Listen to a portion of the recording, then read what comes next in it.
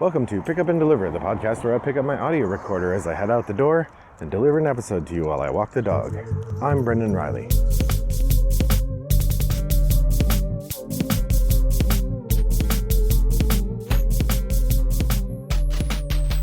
Well, good morning, listeners. It's a lovely day here in suburban Chicago. The sun is out. There's not a cloud in the sky, but there are still plenty of cicadas. I learned we have about 2 more weeks probably. We have a person who comes by once a quarter to spray around the house to keep bugs down, and they said that we shouldn't see any more after the 4th of July. So looking forward to that. Hopefully I won't get dive bombed today. They don't seem to be too numerous today, so maybe we're at a lull in the activity, or maybe we are on the downward slide. We can hope. So thinking about what to talk about today, and it occurred to me to Google or to go into my podcast feed and search for the phrase deck building to see how often I use that or when I do it, because it occurred to me while I have done episodes about like favorite games of each mechanism type, and I did a couple episodes on gentle player conflict, I've never actually done an episode where I just talk about what I like about deck building games. So that's what I'm gonna do today. This episode is 4 things about deck building games. So just to make sure we're all on the same page here, and I suspect most of us are, but I generally hold to the completely arbitrary naming convention that's used on Board Game Geek and in other places to distinguish between games that you create a deck before you play and games where you start with a sort of standard deck and you augment that deck while you're playing.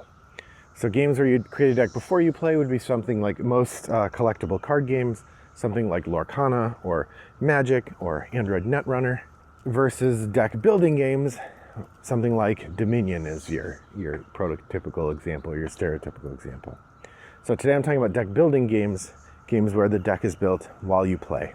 So I'm going to talk about 4 things I like about playing games in this genre, or the games that focus on this mechanism, and then I'll give a few examples in that mechanism for how it appears in different games. As always, I'd love to hear your feedback on this. Maybe what is your favorite deck building game, and when do you get to play it?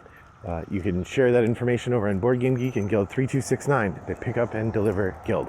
I'm a little behind on my Board Game Geek feed, so apologies if you've posted something there and I haven't replied right away. I'm trying to get caught up, but I subscribe to too many things. So like I'll log in and I'll skim through and mark 100 threads read, and the next time I log in there's 100 more to read. So it's getting difficult to catch up, and the summer I'm not spending quite as much time in front of my computer, so there it is.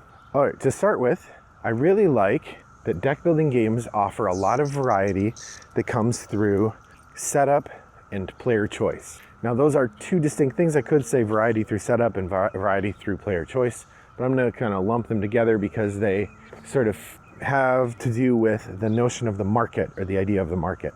So there are, as I can think about it, really 2 primary models that get used for the market in deck building games. There is the set market of cards, which is used in Dominion, Arctic Scavengers, and what's a third one that Aeon's End. All 3 of those use a set market of cards, meaning at the beginning of the game, you pick out some number of cards from the set that's in the box. It's usually not as many as the whole box has, so you're not using every card in the box. You're usually picking some set of them, and those are the cards that are available in the market to buy.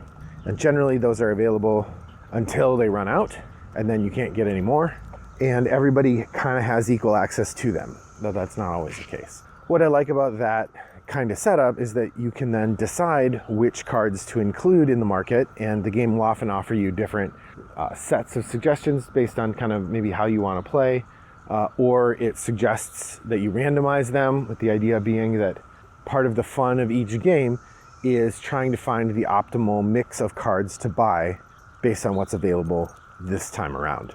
I think the ultimate example of that is Dominion, particularly as I've read or heard from people who have like all the Dominion expansions. You know, they have literally dozens or maybe hundreds of different card sets to choose from, and they build the game by randomizing those card sets. There's a card choosing mechanism. You can use an app, or you just have like, I think each card set has one card that's like just the name of the card, and you shuffle all those together and then deal out 10, and that's your market. So I really like that as a way to create randomness and options in the different kinds of games that you have access to, or the different kinds of cards that you have access to. So the other kind of card market that you see in games are the river of cards. Now the river has advantages and disadvantages. In a cooperative game, I think the river is excellent. The river makes for an interesting kind of variety and challenges the players to think more tactically about what's available, because the stuff's not always available, right? It's coming through and it goes away as people buy it, and that's when we get new things, but you don't have the same array of things available all the time. Games like Ascension and Harry Potter Hogwarts Battle and Legendary all use the river mechanism. So I think the river mechanism is really neat, and it's actually my preference. Now in competitive games, the river can be a little frustrating because sometimes it will seem to benefit your opponent more than you. I've had games of Star Wars deck building game where the river doesn't benefit the player, like river benefits one of us more than the other, to a level where it feels bordering on not fun. That doesn't happen often, but it is one of the dangers of the kind of randomness of the river model. So in the market element of setup, I find that very compelling. I also like the other side of it, which is how player choice creates a variety in play. Because in most good deck builders, there are multiple ways to approach winning, and part of the idea of the game is to outthink your opponents and outplay your opponents in assembling a good mix of cards to purchase. There are a lot of things to balance, but the overall mix of skills that are available, and so you have to kind of figure out how those slot into the game versus kind of standard strategies that you always have available to you or are, always good. Those two things together make for really interesting play. So that was thing number one to say about deck building games. I love the variety through setup and player choice. Number two, cool gimmicks. I am a sucker for a game that uses a neat, novel mechanism. And deck building games have a history of innovating on the things you can do with the deck building skeleton.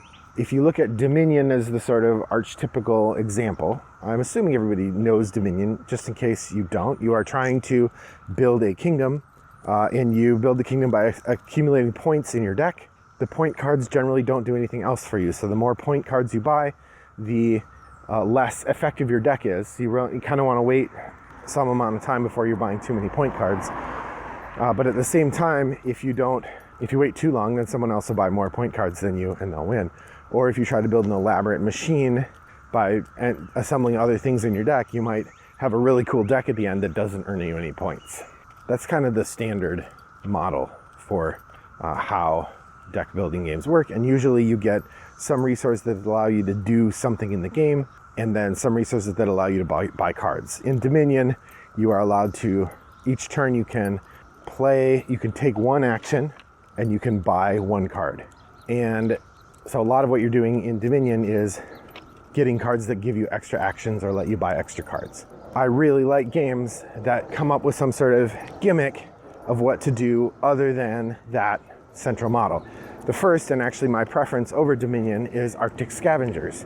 In Arctic Scavengers, you have a totally different set of things you can do on your turn. You can do more than one action, but the real gimmick is any cards you don't play, then you send to the Brawl, and the Brawl is a sort of shared contest for a really good card that you win by sending people and strength rather than by spending money. And the mix of those two things works really well. It gives you a consideration that's different from the considerations you have in something like Dominion. With other games, there are other gimmicks as well. I'll name just a couple more that I really like. In Big Book of Madness, you have this gimmick of the space on your board, the reserve, they call it, I think, And in the reserve, when you put a card in the reserve, it's now available to anyone to use. And this is a really cool way to keep the game flowing and to make it actually feel cooperative. In Valley of the Kings and Dale of Merchants, in both of those, part of what's interesting is you have to pull apart your deck. In order to score points, you have to take things out of your deck and put them into the scoring area, at which point they stop being effective as scoring.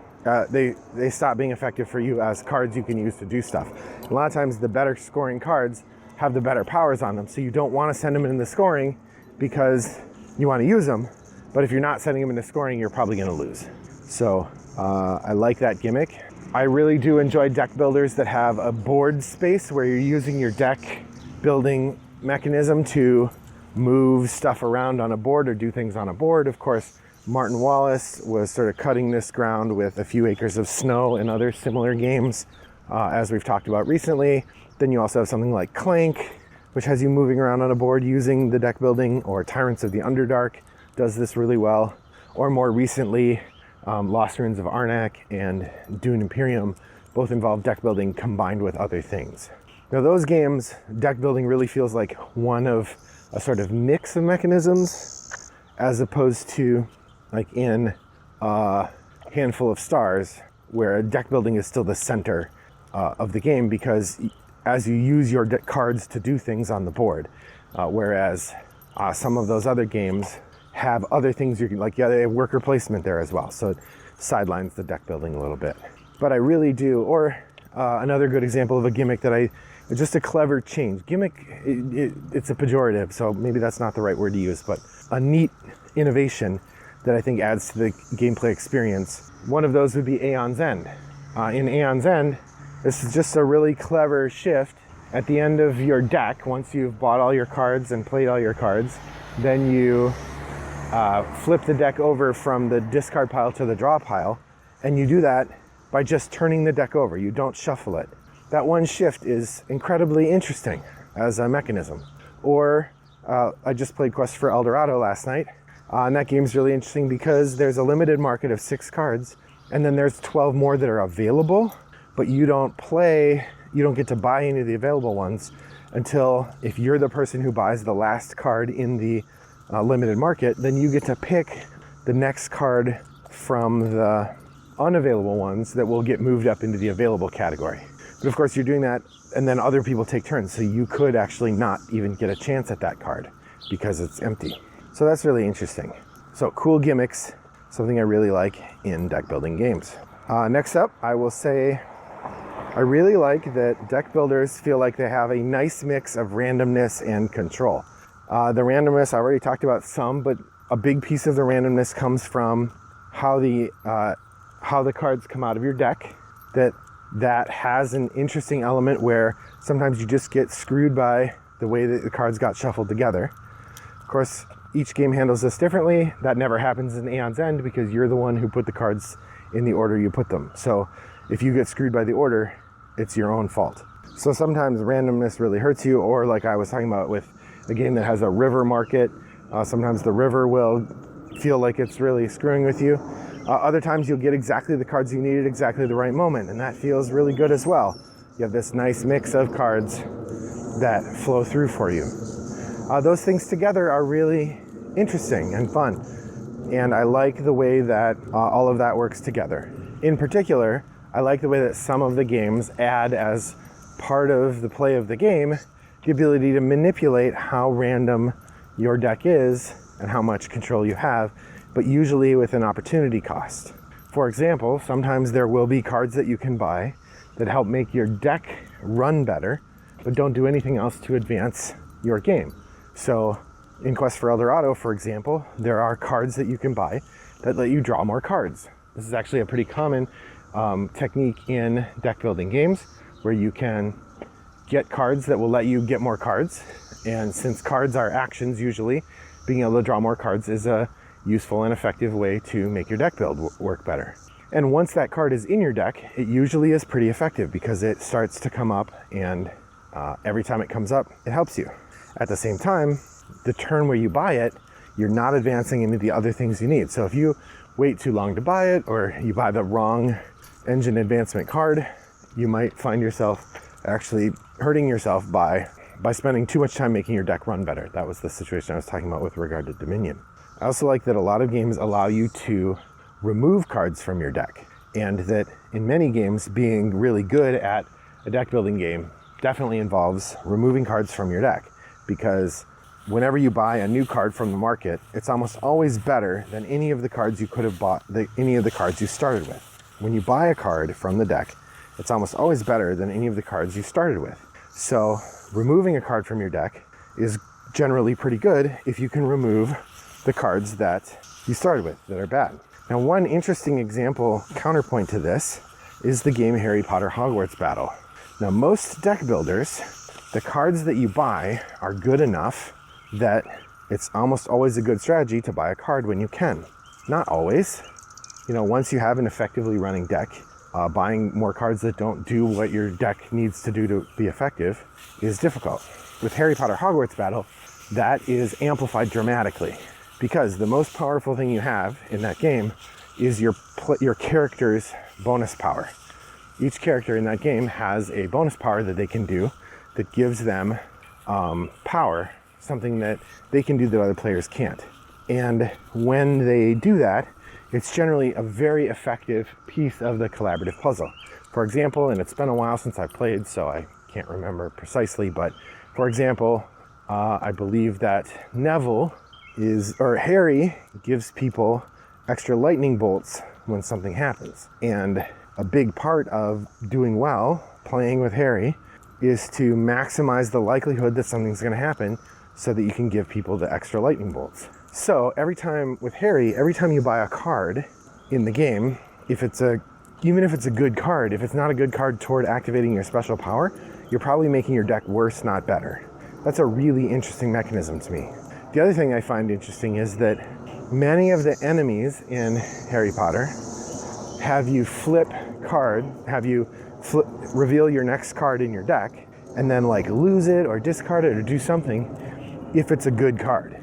But if it's your basic regular card, then nothing bad happens. Sometimes the things that are bad are pretty bad. It'll make you lose a card, or sometimes it'll make you lose health, or there's all sorts of stuff.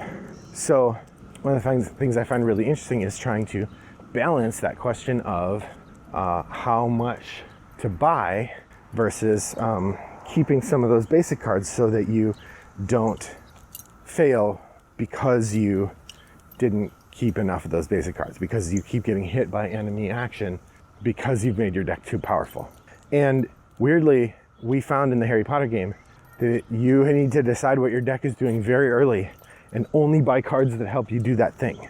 That was generally the way we were most successful, which could be really frustrating because then sometimes there's just cards that nobody wants or nobody can buy, and the game doesn't have a market circulation mechanism, and it makes it less fun. It's not fun to buy a card you don't want so that the market will change.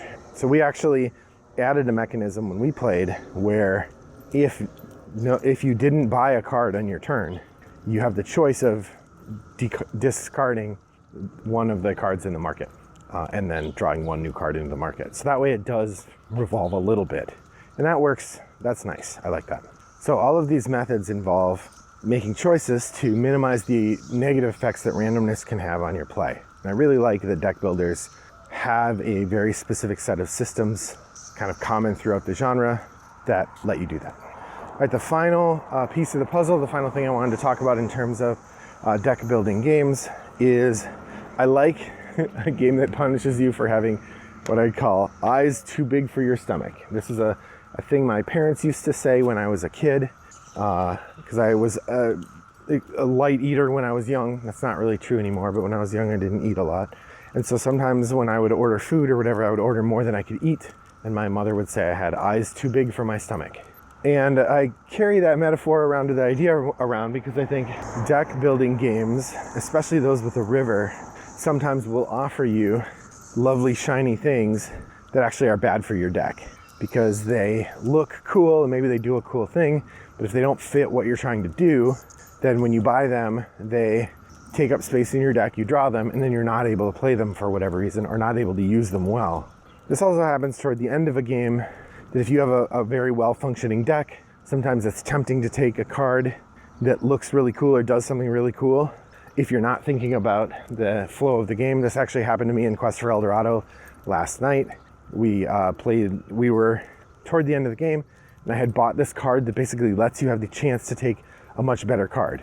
So it's a good card to have early in the game because you'll have time to take another card, get that in your deck and use it. But I had bought it too late in the game, so on my final turn, when I had a chance to win, instead I had a card that let me get another card. And in the space where I wanted to be able to play a card I needed, I couldn't. Instead I had this card that I couldn't do anything with except get another card, and that new card I got goes in the discard pile. So I was hoisted on my own petard. I had eyes too big for my stomach. I'm like, yeah, I'll get a great card next time. Well, it was too late in the game to take that card when I did. And I love games that demand you pay attention to the flow of the game, where your choices and your goals should change over time. That the ebb and flow of experience in the game is part of what makes it really interesting. And I think deck building games often do that really well. Another good example of that is the game Clank. Early on in Clank, you maybe want a lot of strength, but you also want a lot of movement, and you also want a lot of gold so you can buy things. At the end of the game, you just want movement. And if you don't have movement, all that other stuff is not useful to you. But if at the beginning of the game you only take movement, you really focus on getting a lot of movement, then sure, you're able to run around, but you can't buy any of the cards that give you points. So there's an interesting back ebb and flow in the game where at some point you want to switch to buying cards that are going to give you points because you're probably not going to see any of them in your deck again. But at the same time, if you do that too early, or you just buy movement cards the whole time, then you end up having a deck with almost no points in it.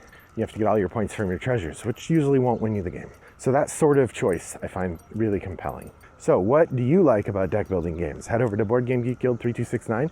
Let me know.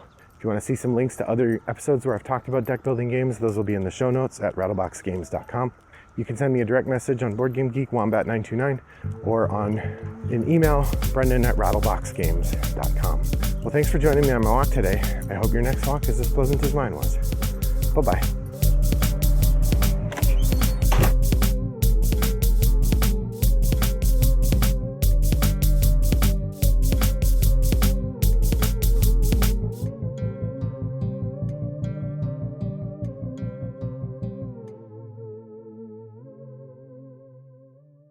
Brought to you by Rattlebox Games.